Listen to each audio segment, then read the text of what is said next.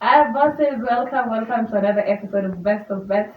And today, kama kawaida, tumekuja kuanalizia games za hii weekend that is Saturday and Sunday, the 9th, 18th and 19th of March. And to analyze the game with me, kama kawaida, kama dawa ni Sir Ryan. Salamu za wiki? Si hatuna mambo mingi ya kusema. Bosses pale nyumbani nawashukuru tena kwa kuwa pamoja nasi na pia for the support. Sisi kama Arsenal tumeamua kuset priorities in life. Tumeamua tunataka concentrate na ligi. So welcome, this is Arsenal top of the table. We are winning this league. Lazima tu Arsenal ingepenya hapo. Lazima. Anyway, I'll be your host Wanjiko Willy, and we'll get right into the games this Saturday. But before, of course, I begin, I'd like to remind you to subscribe to our channel, like and share. Tell your friends that Best of Bets is the place where we make you a boss. And so, boss is the first game we'll have to analyze for you, Aston Villa versus Bournemouth. And it is a position 11 versus a position 18. Yeah, it's a very interesting game to look out for. Remember, it's Aston Villa versus Bournemouth. Aston Villa currently are not doing that bad because they have said the Chico, they are at position 11, 35 points. If they win this weekend, they overtake Chelsea. So Chelsea mtatoka your consistent number, that is number 10. If Aston Villa wins, that is on Saturday. Remember, they are playing before you play. So Bournemouth on the other side, they are fighting relegation. They are on position 18 with 24 points. Looking at their previous form, unapata kwamba both teams zimekuwa na a mixed form ama the same form kwa sababu both have won 2 games, had lost 2 and drawn 1.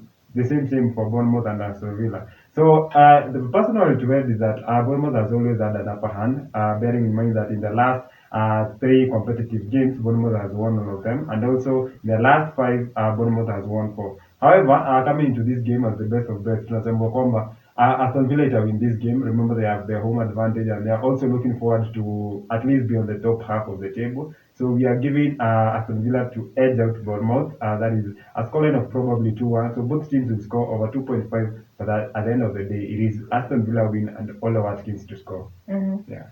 The second game is Southampton versus Tottenham. Southampton are currently at position 20 with 22 points, and Tottenham position 4 with 48 points. So unafili inapea Tottenham an upper hand? That gives an edge for Tottenham against Southampton. Remember, Tottenham, if they win, they overtake Manchester United. Remember, Manchester United are not playing this weekend. They have an FA Cup tie. So inakwambia kwamba Tottenham wako motivated wakishinda position 3. So that tells you they'll be motivated into this game. And remember, they are also doing not that bad because they have won 2, lost 2 and drawn 1 of the last 5 games. Southampton on the other side wanna fight relegation. Remember, they have lost 3 of their last 5, winning 1 and drawing 1. So it tells you that Tottenham will have the upper hand in this game. And remember, it's a game whereby we have so many goals in the last 5 fixtures. Kumekuwa na mabao mingi sana katikati ya wawili. So as the best of bets, tunakupredictia kwamba Tottenham will win this game. And then over 2.5, and also Son to score. Son has a great form against Southampton. So weka Son mean to score. Na pia over 2.5 na Tottenham to win. The third game for Nanya to lose versus Lille. So that's a tough game. Pale hivyo France League 1, and remember Toulouse are not that bad because they are currently at position 11 with 35 points. Lille on the other side wako position 6 na 46 points.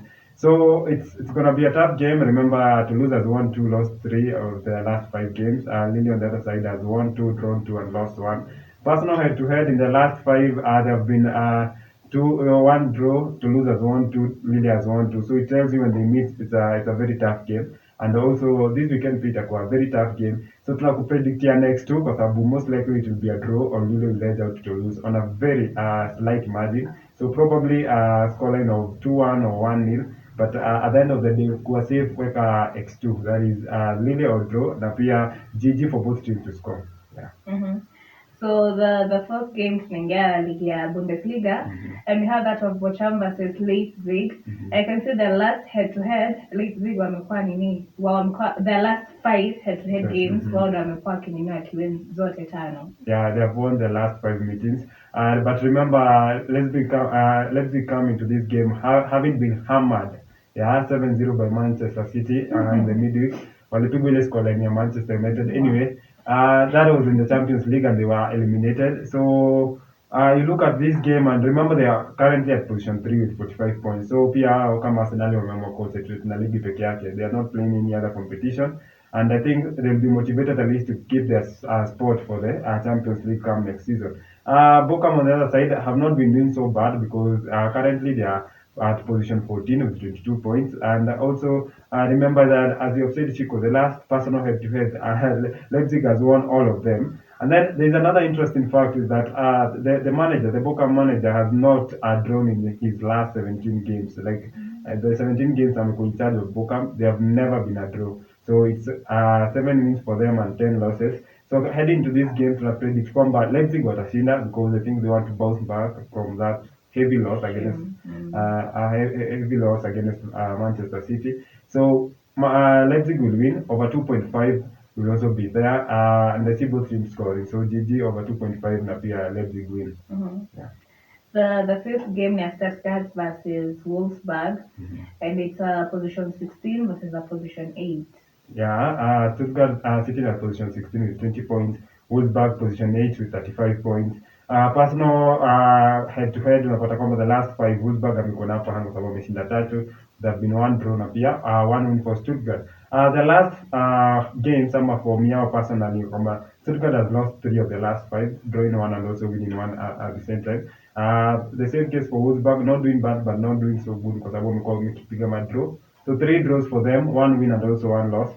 So personally, both teams have scored in the last in the 17 games that Stuttgart has played this season. You remember, it is the league highest. Both teams are scoring in 17 games. So that tells you that even in this game, we are predicting that both teams will score. But at the end of the day, we are edging out Wolfsburg to win this game. So it's GG and Wolfsburg win. Yeah. So the sixth game tuko nayo ni Atletico Madrid versus Valencia. Na I can see pia for the last head to head, I mean Madrid seems to have an upper hand since wamekuwa na 4 wins na wamedraw 1. Yeah, and also remember, it's also good to note that Atletico Madrid has been probably the most informed team after the World Cup in La Liga. Remember, they have out of the 10 games they've played, they have lost just one. Out of the 11 games they've played after the World Cup, they have only lost one game, winning 7 and also drawing 3. So that tells you wamekuwa na form vizuri sana. Remember, they have also won the last 4. They've won 4 of the last 5 games, drawing 1 in that line also. Valencia bado wanapigania relegation. They are position 17 with 26 points. So it hasn't been good for them. And remember, in the last personal head-to-head, 5 head-to-heads with Atletico, the last 5 hawajashinda game yote. So that tells you that Atletico will be motivated into this game. And remember, they also have the home advantage. They wako pale kwa Metropolitano. So we are giving out Atletico Madrid win and also under 2.5. So a scoreline of either 1-0 or 2-0. So Atletico win na under 2.5. Yeah. The seventh game tuko nayo ni Sunderland versus Luton. And kwa hii game naona they have drawn in their last 3 head-to-head games. Yeah, inakuanga a very competitive game. But remember, currently, if you look at the championship standing as they sit now, Sunderland are position 12 na 52 points. Luton on the other side, they are position 4 with 63 points, doing quite well. Sunderland has lost 4 of their last 5 games. So Luton has won 4 of their last 5 games. So that's a very interesting fact there. These have won 4 of their last 5. The other one has lost 4 of their last 5. So it has always been a draw for them. So hapa tunakupredict X2, that is Luton or draw, but also under 2.5. There have never been so much goals in this fixture. So it's either a scoreline of 1 into Luton or probably 1-1 for both teams to score and also a draw. So X2 and also under 2.5. Yeah. The eighth game near Bristol, who are currently position 14 with 45 points, versus Portsmouth, who are position 10 with 54 points. Yeah, but as you've given us the statistics about how they sit on the table, probably I'll give out wenye wamekuwa wakicheza form yao. Unapata kwamba in the last 5 games Preston wamekuwa na wins 2, wamelose 2 na wamedraw 1. Portsmouth on the other side, they have won 3 and lost 2. And also you find that their personal head-to-head, when they meet these guys, Bristol has won just 1 of the last 5, drawing 1 against Portsmouth also, and Portsmouth winning 2 of those 5 games. So it tells you that Portsmouth are currently doing not so bad, and they have an upper hand against Bristol. So we are predicting a Portsmouth win and also over 2.5 in that game. Yeah. Then the ninth game ni Leganes versus Real Oviedo. Now, in the last five head-to-head, Leganes have won two, they've drawn once, and Oviedo have won twice. Yeah, that tells you that these are teams that are neck to neck in the last five games. And also remember, Leganes sit at position 12 with 40 points. Oviedo sit at position 18 with 36 points. So it's a difference of 4 points between them. The last also form, the combo on the same form. Both teams have lost three of the last five and they have drawn two of the last five. So in this game, we are predicting a draw, most likely a draw 0-0 or 1-1 at most. So weka draw na weka under 2.5. Yeah. So the last game tuko nayo ya Saturday ni ya Udinese versus AC Milan. And Milan are unbeaten in their last 6 games against Udinese across competitions. Yeah. So in the last 6 meetings, as you have said, Udinese haven't managed to win against AC Milan. Currently, Udinese sit at position 11 with 35 points. AC Milan are fourth with 48 points. If AC Milan wins, it takes them to position 2 with 51 points. Remember, second place Inter are on 50 points. Lazio, like that to be corrected. So you see, they are AC Milan are motivated. And remember, they also in the quarterfinals of the Champions League, and they were drawn against their Italian side also, that is Napoli. So they come into this game motivated with the fact that Udinese have not been doing so well against them. And also remember the last five games, how they have played is that AC Milan has won two, drawn two, and lost just once. With Udinese on the other side has won just one game, drawing three, and also losing one. So in this game, we are predicting AC Milan to edge out Udinese, probably a scoreline of 2-1. So it's over 2.5 GG and AC Milan to win. Yeah. Yes, so hizo ni games za Saturday. So now we'll get into games za Sunday. Na the first one of course ni Arsenal versus Crystal Palace. Yeah, na tulisema ukisema Arsenal, another top of the table.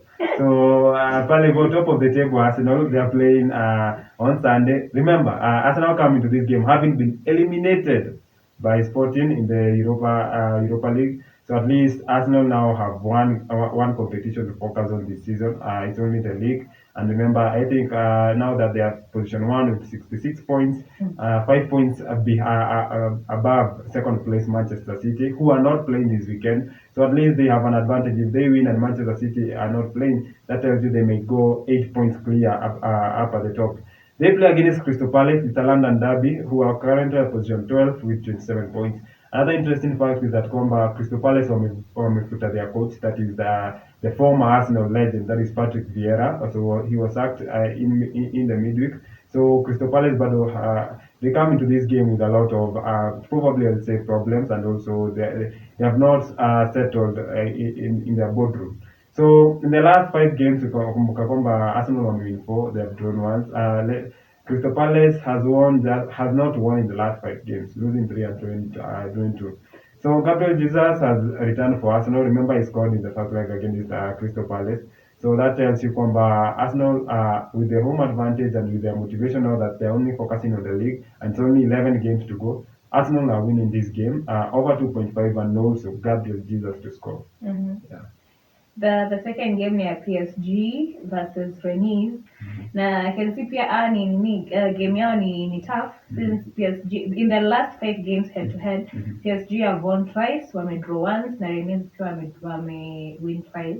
And this time naona the Neymar pia hatakuwa. Yeah, Neymar got he hasn't been in for weeks now. Yeah. Alipata injury, and remember kwamba as Shiko has pointed out, if there's one team that PSG finds a hard time to beat is Rennes. Rennes will always give PSG some trouble. Remember in the last 5, like I would say, they are neck to neck kwa sababu kila mtu ameshinda mbili na kumekuwa na draw. Their personal form, PSG currently stand at position 1 with 66 points. Rennes are not doing so bad. They are position 5 with 47 points. So remember, they are chasing the Champions League spot. And also their last form, the last head to head, the last form from PSG has won 4 of the last 5, losing 1. And also Rennes has won 3 of the last 5, drawing once and also losing once. So it will be a very interesting game. So I think in this game PSG will edge out Rennes. Because PSG are currently doing so well at home, and also remember this is the only competition they are fighting for, having been eliminated also from the Champions League. So you get into this game and pale hivyo kwa predictions zetu was the best of best, tunasema kwamba it's a GG for both teams to score over 2.5 and Messi and Mbappe to score and assist one another. So Messi and Mbappe to score and assist one another, and also utakwamba GG for both teams to score and also over 2.5.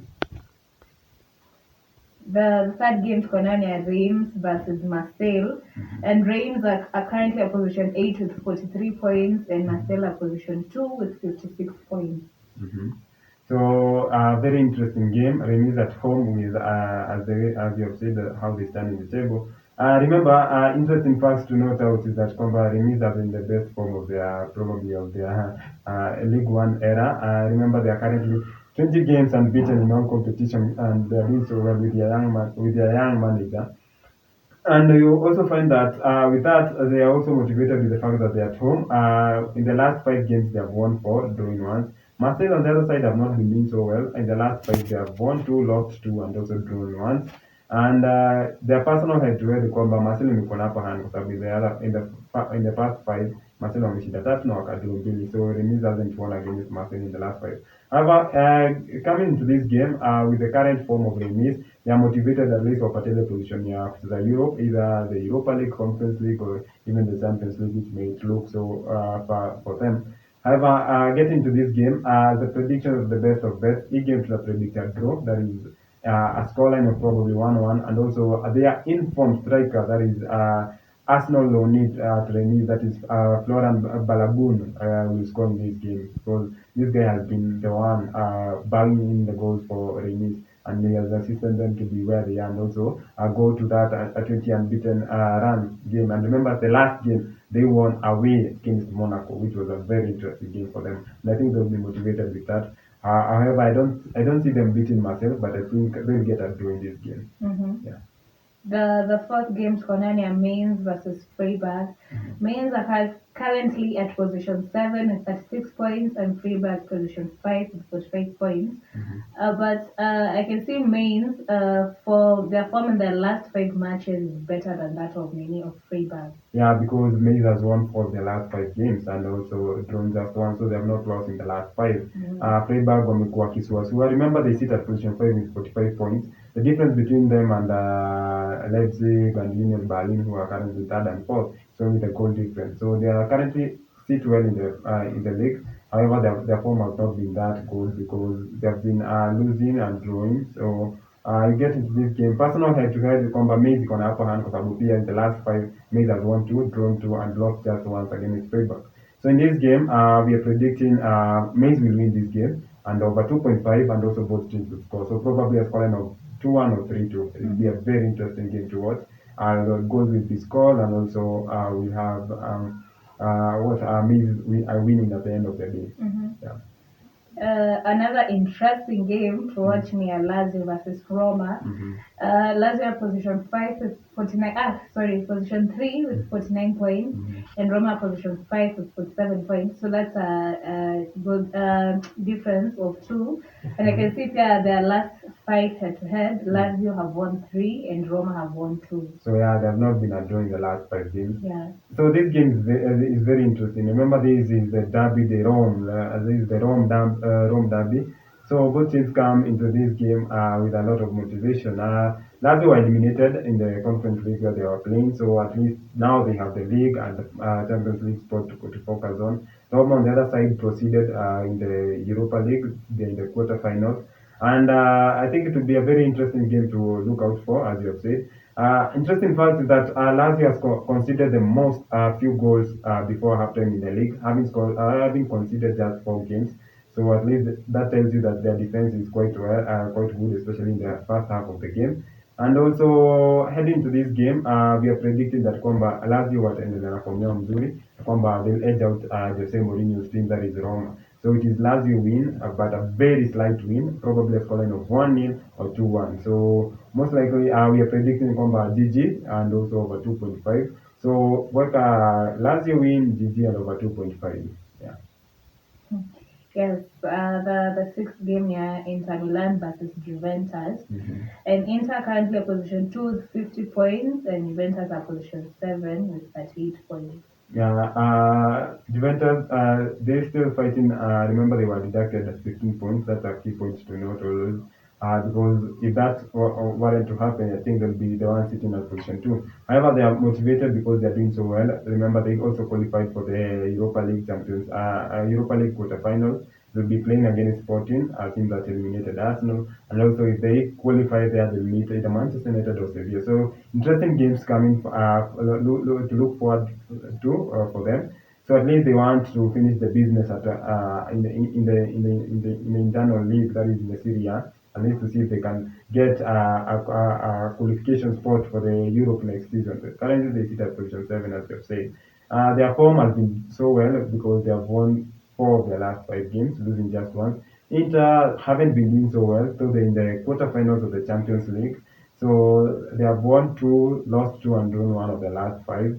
But personal head-to-head in the last five games, Inter have edged out Juventus because they have won two. Juventus has won once, and there have been two draws. So in this game, we are predicting Juventus will win or a draw. So it's X2 for our gamblers at home, and also GG for both teams to score. So a scoreline of either 1-1 or 2-1, but X2 for Juventus or draw. Mm-hmm.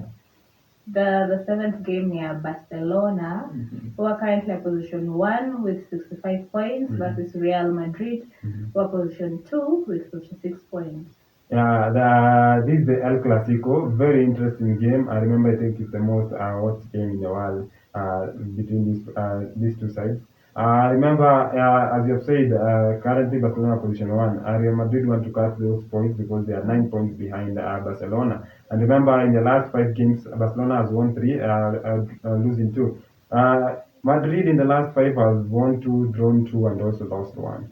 So the El Clasico, very interesting, with a lot of tension, with a lot of pressure. But I think in the last five head-to-head, in the last five El Clasicos, Barcelona has had an upper hand against Real Madrid because they've won four of the last five El Clasicos. Madrid has just won one. And with the fact that they are at home, that tells you that Barcelona will have an upper hand in this game. So we are predicting Barcelona will win this game. Lewandowski will score because his personal head-to-head against Real Madrid is good. Because remember, in his last 10 head-to-heads against Real Madrid, he has had 10 goal contributions, 7 wins, and also three assists. So with the best of bets, prediction Barcelona will win this game. And probably this will not be a high scoring game, probably a 2-0 or 1-0 win game. So Lewandowski to score and also Barcelona to win. Mm-hmm. Yeah, the eighth game it's League versus Midland. Mm-hmm. I can see the last five head-to-heads. Sleepwalk have won four. Oh, sorry, Midland has won four, while Sleepwalk have won just one game. Yeah, currently the league Silkeborg stands above Midland with being at seventh with 28 points. Midland on the other side were on number nine with 27 points. A very tricky position for them. This is not where they are found because remember this is one of the teams that challenges for the league at Denmark, that Super League. So it tells you this season they've not upped their game. They're not still where they ought to be. As we know, Midland is a very big team from Denmark. They were also in the Conference League before they were eliminated. So you look at their personal form. Midland has won just one of the last five. Fleckborg has won two of the last five, losing two and also doing one. But personal head-to-head, Midland, any day, anytime, they have always edged out Fleckborg. So we are predicting Midland will win this game over 2.5 and also both teams to score. So Midland win and also GG in over 2.5. Yeah. So the ninth game, this is an interesting one. This between Athens and Panathinaikos. It's position two versus a position one. Yeah, Athens 59 points, second place behind Panathinaikos, who are 61 points. That's 2 points above them at position one. The last five games, Athens has lost two, has won three. Panathinaikos has won four and drawn just once. Interesting game to look forward to. Last five games head to head Athens wameshinda moja. There have been two draws and also Panathinaikos has won two. So as the best of bets, we are predicting an X2, that is either win for Panathinaikos or a draw at worst. So it's an X2 and also under 2.5. In the Greece Super League has very few goals, so it's either 0-0, 1-0, 2-0. So Panathinaikos will draw, and also under 2.5 is a very good bet to play. Yeah. Another game is this one also seems to be very interesting, and this is also the last game tunakuanalizia Sunday is that of Ajax versus Feyenoord. So Ajax are currently at position 2 with 55 points and Feyenoord at position 1 with 58 points. And I can see hii game itakuwa interesting since a win would put Feyenoord 6 points clear of Ajax.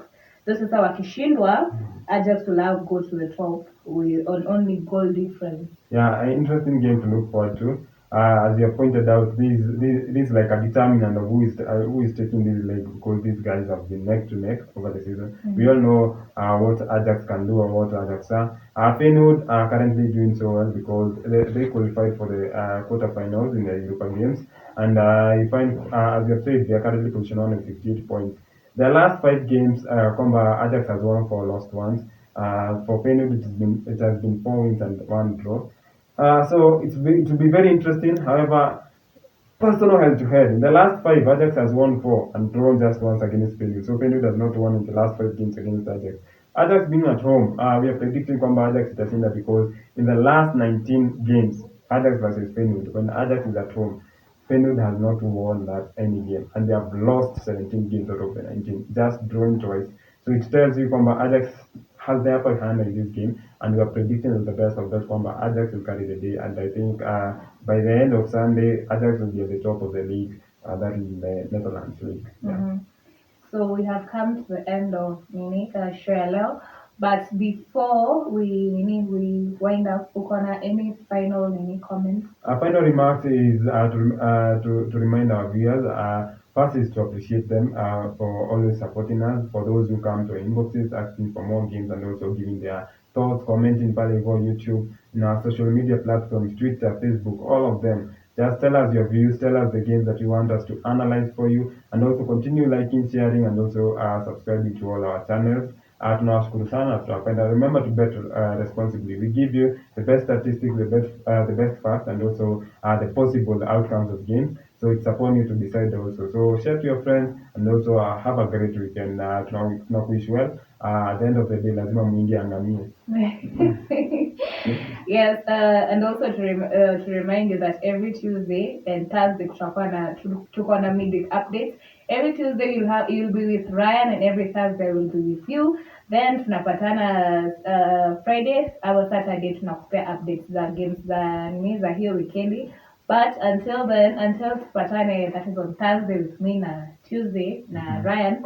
I hope nini mtakuwa sawa, mtakula vizuri because by now I believe we're trustworthy enough. So please also remember to tell your friends that Bestofbets is the best place to be because we make you a boss. So until we meet again, bye. Bye.